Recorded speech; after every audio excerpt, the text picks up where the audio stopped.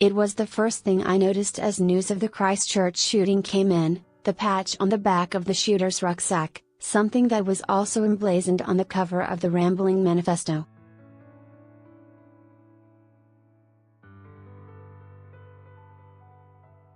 It was far from the first time I'd seen it. I'd seen it on t-shirts sold by far-right fashion brands in France.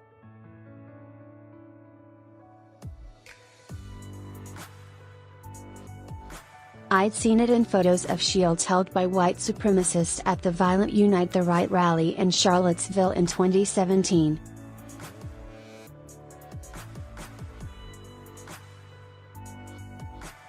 And, here in Ukraine, I'd seen it on the paraphernalia of the far-right Azov movement.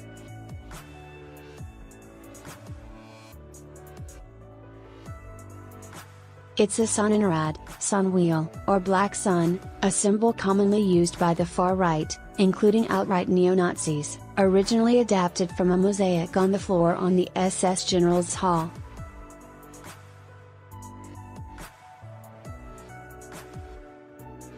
Seeing it in the context of Christchurch reminded me of just how interconnected the global far right has become.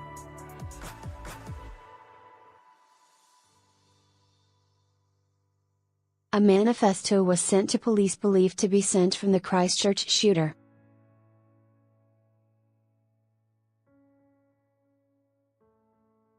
A wade through the swamp that is the manifesto shows a peculiar imagined version of Eastern Europe.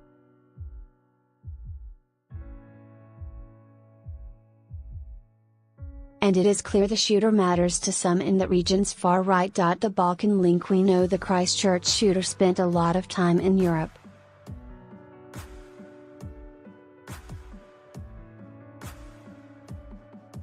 But what's been missed in some coverage of his travels are his specific travels through Eastern Europe, including the Balkans.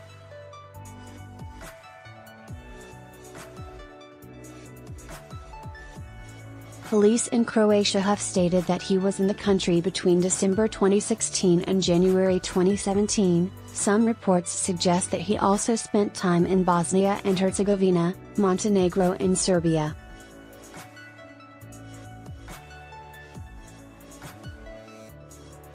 These visits are perhaps reflected in what was scrawled on the weapons allegedly used in the shooting.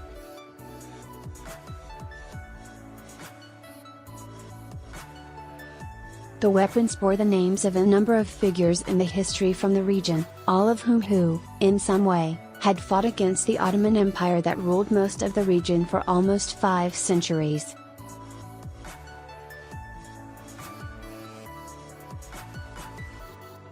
And the song that was playing as the shooter filmed himself driving to commit the alleged murders is one that glorifies Bosnian Serb war criminal Radovan Karadzic, recently sentenced to life in prison for his genocidal crimes against Bosnian Muslims.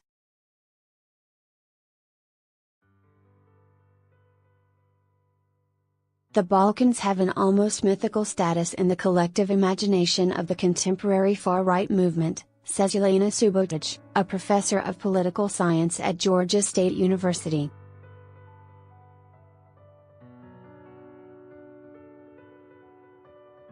It's a place where in the far right's telling, she says, white Christians have fought against Muslims for centuries, whether in the form of battling the Ottoman Empire or trying to exterminate the Bosnian Muslim population in the 1990s.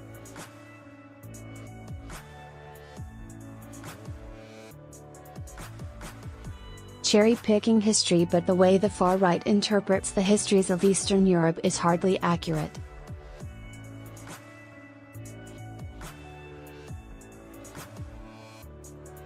There's a manipulated and cherry-picked reading of Eastern European history that appeals to white nationalists, says Tom Jones, a historian and member of the Human and Social Studies Foundation Sofia.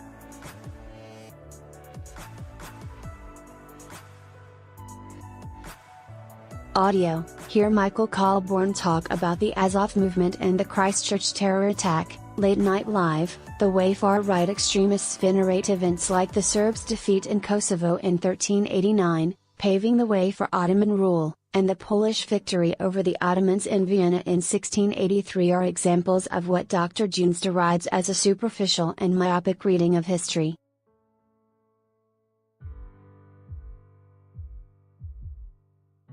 Authorities have confirmed that the Christchurch shooter spent 6 days in nearby Bulgaria last year.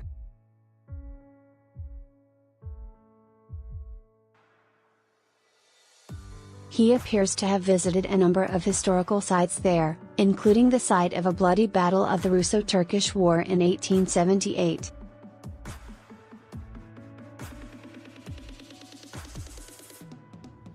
That battle helped pave the way for an Ottoman defeat and the establishment of an independent Bulgaria.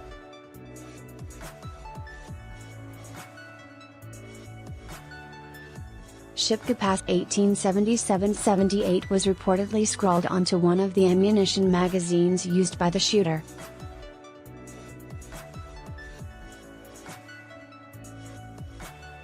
The Azov movement. But there's another country mentioned in the manifesto, the one I'm in right now, Ukraine.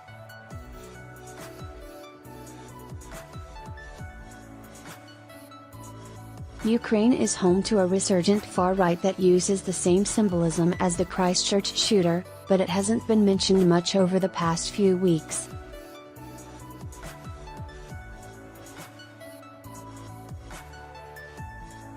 To some extent, this is fair. Despite some speculation, we don't yet know for sure if he was even in Ukraine.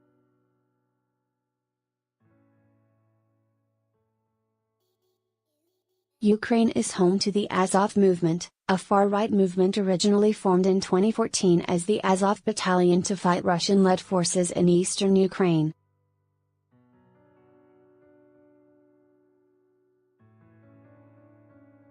It quickly earned controversy as a place that accepted open neo-Nazis into its ranks.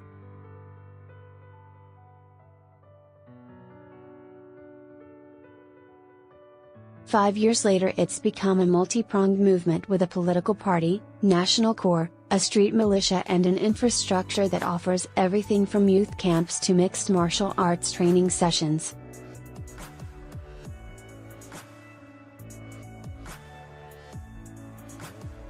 In the manifesto, I saw so much of what I've become used to seeing from writing about the Azov movement.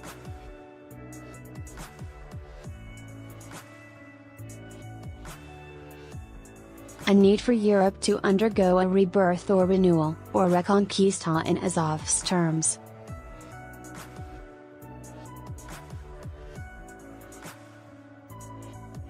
Talk about ethno-nationalist homelands and ethno-states. A deep disdain for democracy.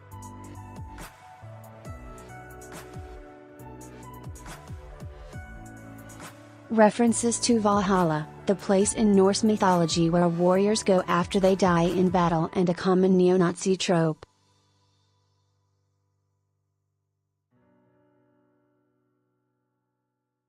Talk about a need to march through a country's institutions, to play a longer-term game and seek positions of power and influence in society.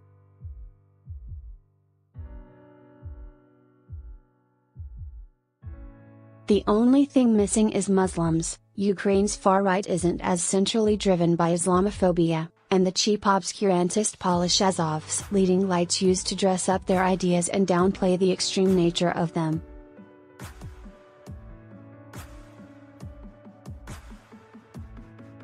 Blood, fatherland, faith and that black sun once again, it's dozen of what looked like lightning bolts springing out from the middle.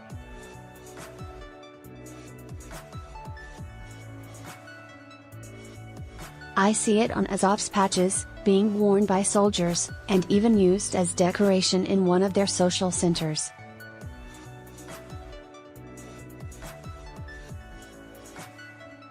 I saw it last night as several hundred Azov movement members, many of them teenagers, marched through the Ukrainian capital. I lost count of how many black sun patches and tattoos I saw.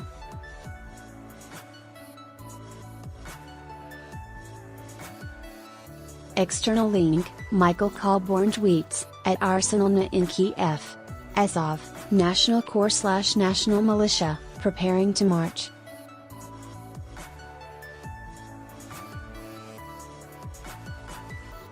An extremely young crowd, a myriad of far-right fashion and symbolism on display, a few hundred, perhaps I've seen it on stickers on lampposts around Kiev, promoting a group called Votan Jugend, a neo-Nazi group with roots in Russia but now based in Kiev.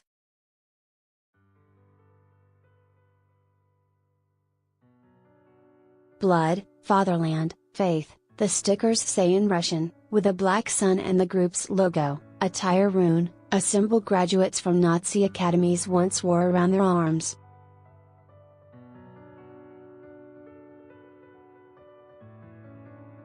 Votan Jugend has connections with the Azov movement. You can buy Votan Jugend shirts, emblazoned with black suns and runic imagery used by the SS, from a small shop inside Azov's Cossack house in central Kiev.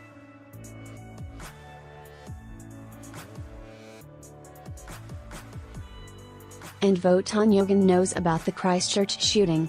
On their website, they've got the manifesto translated into Russian, and they link to the live-streamed videos of the shooting.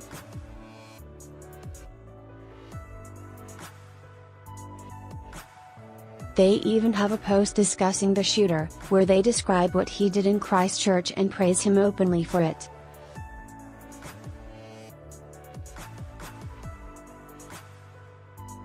I won't quote directly, but suffice to say these Ukraine-based neo-Nazis think the Christchurch tragedy was totally justified. For them, the shooter is a hero.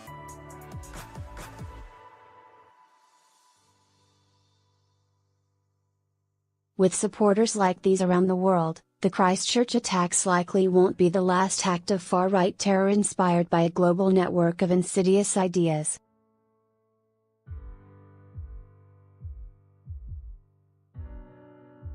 As acts like those in Christchurch are explicitly endorsed by far-right friends from around the globe, these acts are thus transformed by lone actors and their supporters into acts of heroic sacrifice. Catherine Thorleifson from the Center for the Analysis of the Radical Right, CARR, wrote in the wake of the attacks.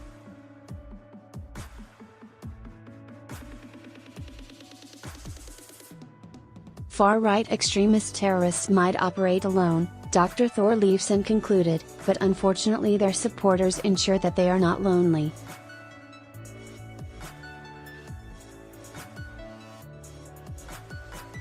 Michael Colborne is a journalist based in Eastern Europe.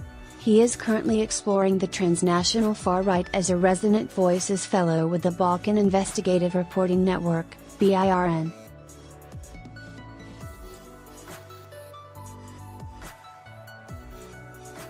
More on this story. Christchurch shooter was Bulgarian guest house's first ever Australian guest father and son, the first Christchurch victims laid to rest after attack. Kia kaha Christchurch, the beautiful tributes for Christchurch mosque attack victims. Christchurch mosque shooter used same radicalization tactics as Islamic State, expert says. Opinion: the dark reality is right-wing extremists don't stand out in our toxic political environment analysis. We're in a war in which the casualties are not strangers. There are neighbors reporting a massacre. Why the ABC didn't share the manifesto. Opinion: why you should think twice about watching the Christchurch shooting live stream.